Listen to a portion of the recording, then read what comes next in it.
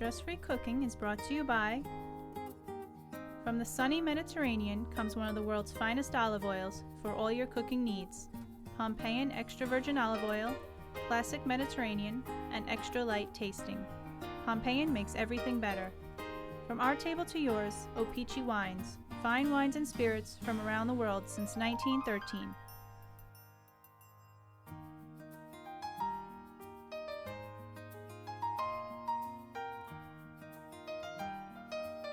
Cutco, the world's finest cutlery.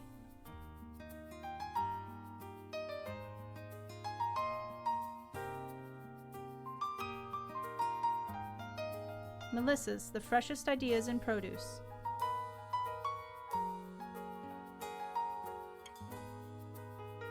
And Sub-Zero Wolf Appliances.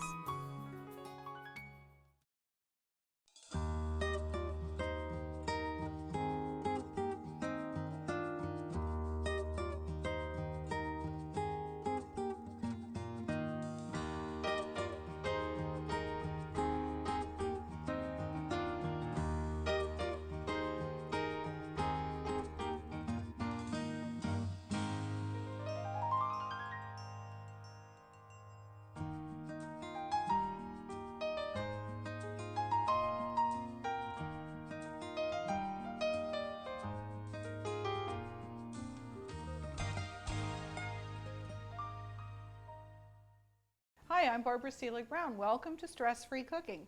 Today our show is all about tomatoes. And so because I want you to come home from work, put your bunny slippers on and pour a glass of wine, the wine that I've picked to go with our tomato show is a Barbera. Its earthiness will go great with our tomatoes. So let's talk a little bit about tomatoes. And I have a nice variety of tomatoes here. I went to the farmer's market yesterday and these were all the different varieties that I could find. So we have basically your general, generic New Jersey tomato. Jersey is known for its tomatoes. The soil and the climate here are great for tomatoes.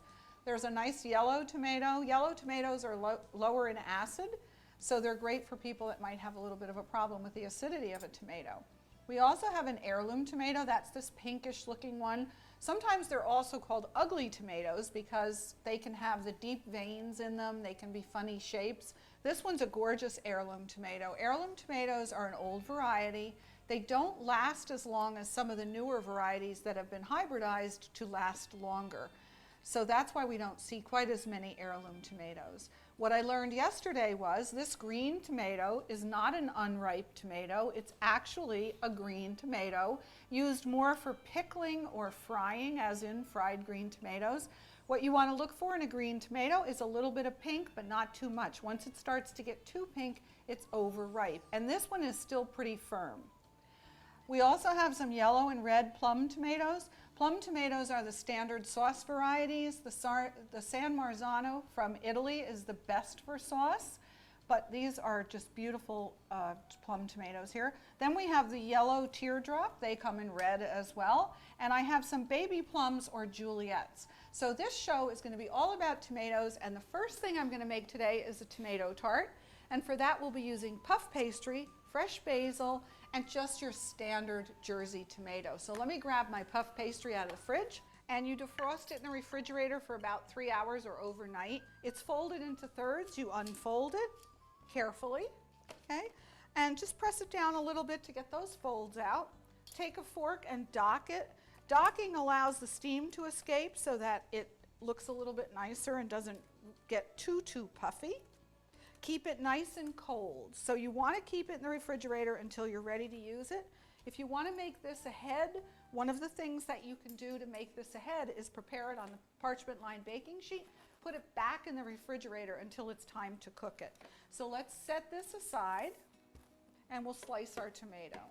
We're using a serrated knife when we slice tomatoes, but the first thing I'm going to do is take the core out so that I get nice round slices.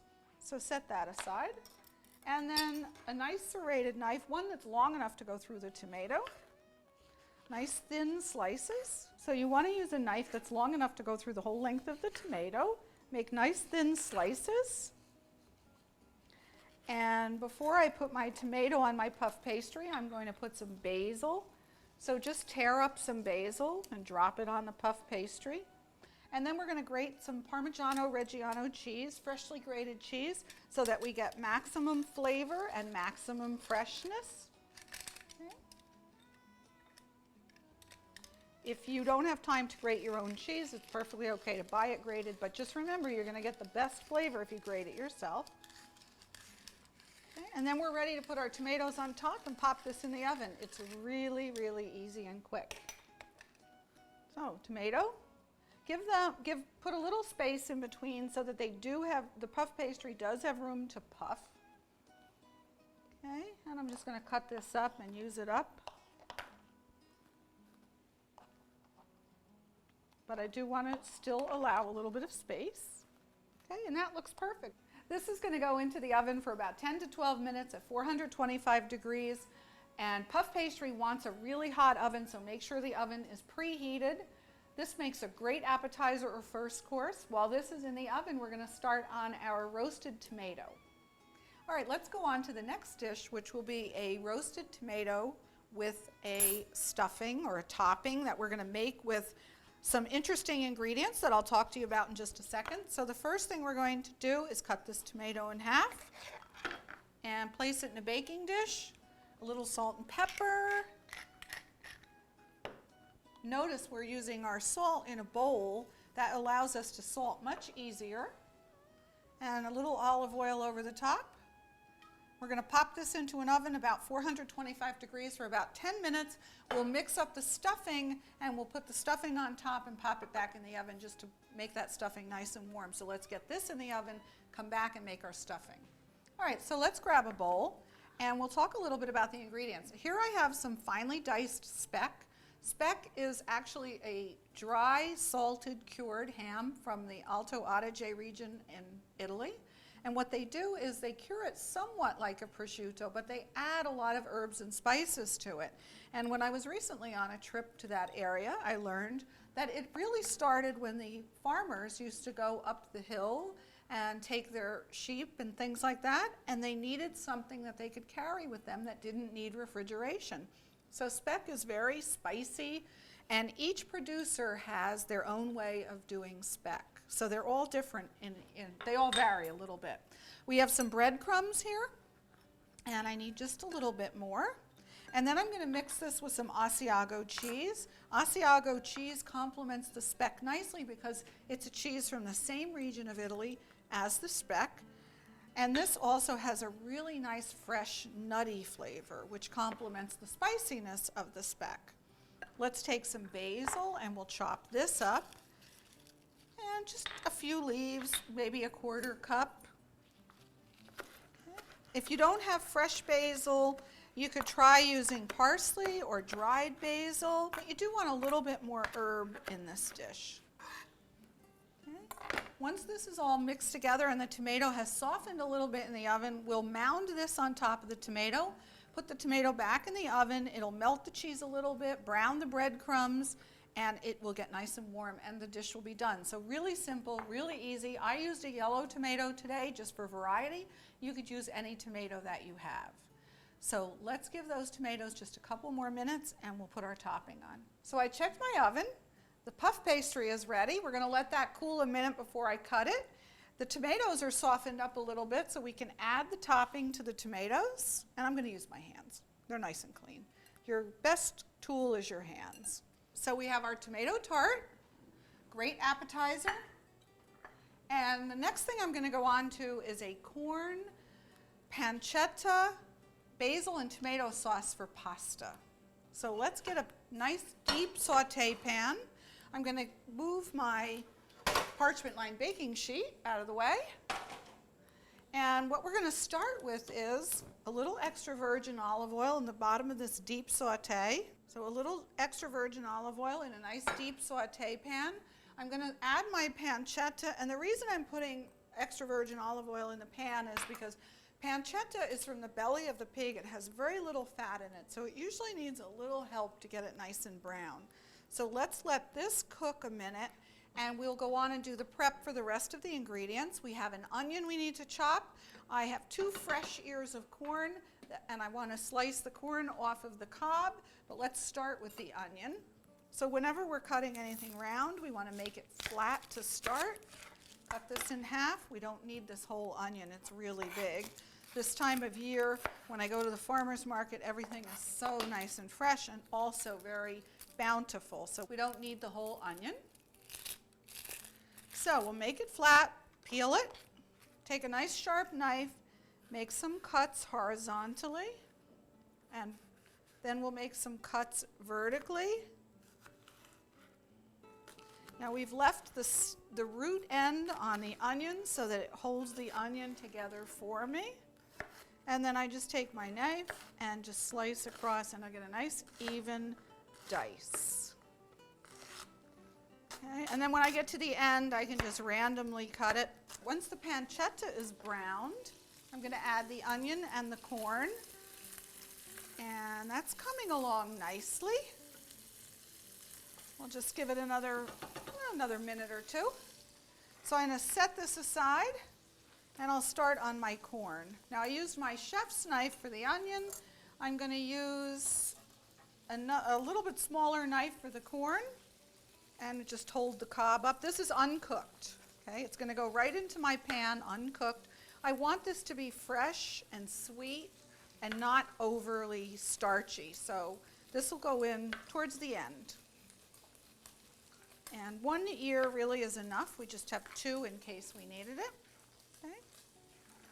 And I'm going to cut some tomatoes. And for this dish, I'm going to use red tomatoes since the corn is yellow. So we'll use these little baby plums, the Juliettes. I'm using a serrated knife on the tomatoes because they're soft. And whenever you're cutting anything soft, you want a serrated knife. This is a really quick pasta sauce. It's great for leftover pasta. I have some pasta that I cooked ahead. It's a pound of gemelli, which is also called the twins. It's 2 pieces of pasta intertwined.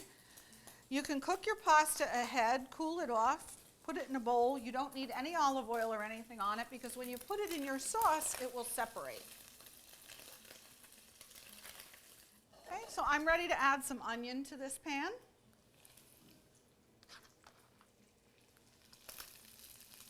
I think I had a little bit of the stem in there, so we'll leave that behind.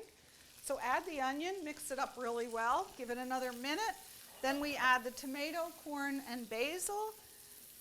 Check for seasonings. This is also a great pasta sauce on a seafood ravioli. But today we're just doing it on plain pasta. Okay, so cook that down just a minute. I also have some of the pasta cooking liquid here. Pasta cooking liquid is a great way to enhance the flavor of any sauce, especially something like this that's not terribly liquidy or saucy. So I saved some of the pasta cooking liquid. The starch in this will bring together the sauce very nicely. All right, as that's cooking, I'm going to add the tomatoes. The last thing that will go in here will be the corn and the pasta. And then I have my basil. I'll grab my chef's knife again, give the basil a little rough chop. Okay. And stir this up. Okay, well our tomatoes, pancetta, and onion have cooked down nicely. I'm going to add the pasta cooking water. Give that a chance to come to a boil. It'll only take a second. Then we'll add the corn. Stir that through. Add some pasta, and the dish is done. So it looks pretty, lots of great colors. And just add some pasta. This is a whole pound of pasta. I really only need about a half, so I can save half for another dish later in the week. Just put it in a Ziploc bag and put it in the refrigerator. I usually put a date on anything that I put in the refrigerator. That way when I get really busy, I don't say, when was that from? So take a black Sharpie magic marker, date everything, and you're good to go for little step 1 of your next pasta dinner. Okay, so this dish is finished. Let's turn off the pan, let this sit, let the pasta soak some of that great sauce, and let's check the oven and see how the tomatoes look. Tomatoes look perfect. Our topping is nice and golden brown, so they're done. With all these great tomatoes, it would be an absolute shame if we didn't make a great tomato salad. So let's start with our heirloom tomato and our serrated knife since we're cutting something soft. So we're going to cut the tomatoes into bite-sized